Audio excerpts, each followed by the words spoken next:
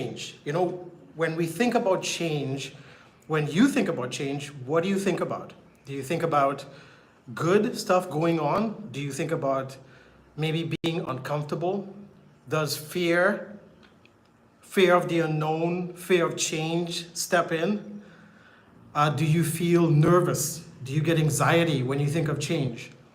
When we look at personal relationships and business relationships, think about this. When was the last time you were in a personal relationship with someone or a business relationship and you self-sabotaged and you destroyed it or ended it because you were afraid of change, or you were afraid of something new happening, or things improving, or things getting better, or you having an unbelievable relationship with that person, or that business situation? That's because you didn't want change.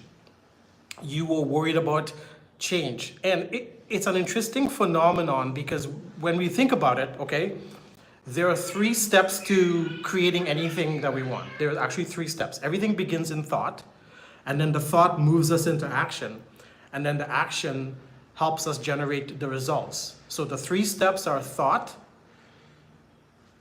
action, and then we generate results. So a lot of people get stuck in that. Now, what do I mean by that? Well, with me being the action taker, the reason I'm so effective with actions and creating and attracting and being magnetic and generating what I want is because I am always conscious and always aware of those 3 steps. So I'm very black and white. Now, for those of you that don't understand what the term black and white means, it means that there is either one way or the other way. There is no middle ground for me, or gray area, as the saying goes. So it's either up or down. It's either negative or positive. It's either advancing or retreating. It's either generating or not generating. It's either being effective or ineffective. It's either dark or light.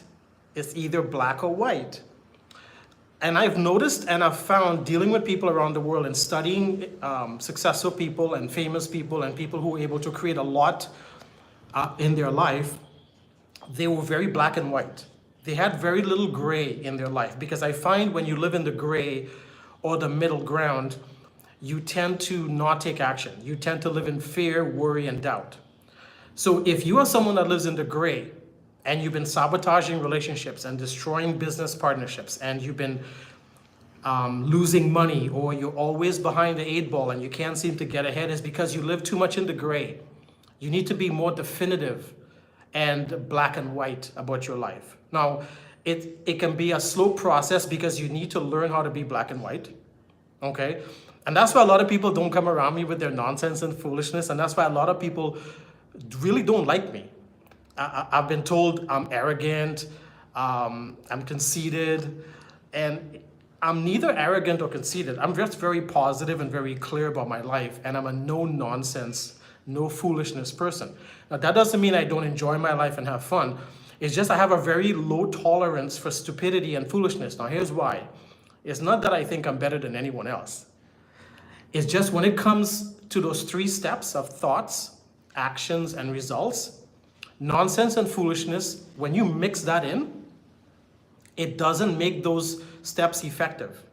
And so from my experience, I find when I remove nonsense and foolishness from my life, and remember, I wasn't always like this. When I was younger, I was reckless abandonment. I made bad decisions. I did stupid things.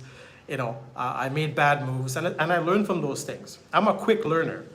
And because I'm always in solution mode, and because I understand the 3 steps very, very well, and I use it every single day in my life, I'm very, very sensitive and very aware of being black and white. Black and white. And so being black and white gives me the freedom I need to generate what I want. So maybe you don't have the freedom in your life because you live in the gray, the middle ground. And you want to be very careful of that. You want to start taking on some ways of being black and white. For example, a couple things to work on. If you sabotage relationships personally and business, maybe you want to start being black and white about that.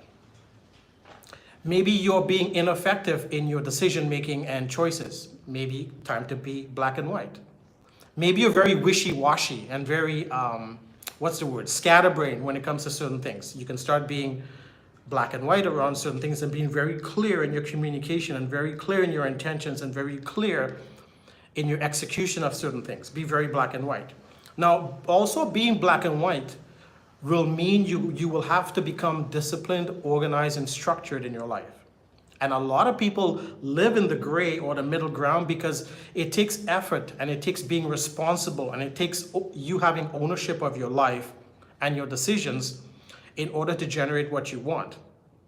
Because to be black and white, you must learn how to be a responsible adult. Irresponsibility is not black and white. Irresponsibility is being gray.